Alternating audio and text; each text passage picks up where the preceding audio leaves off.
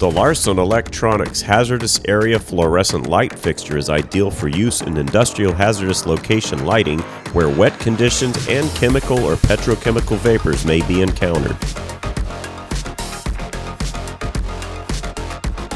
This fixture is T4A temperature rated and comes standard with two T8 fluorescent style LED lamps which produce a combined 7,000 lumens of light.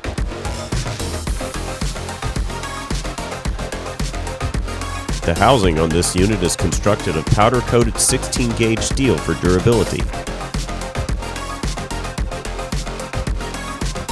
This light is universal voltage and can be operated with voltages of 120 to 277 volt AC for high voltage models or 11 to 25 volts AC/DC for low voltage models.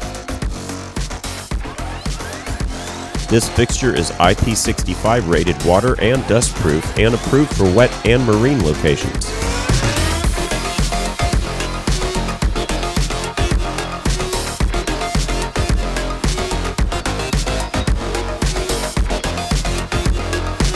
At Larson Electronics, we do more than meet your lighting needs. Contact us today.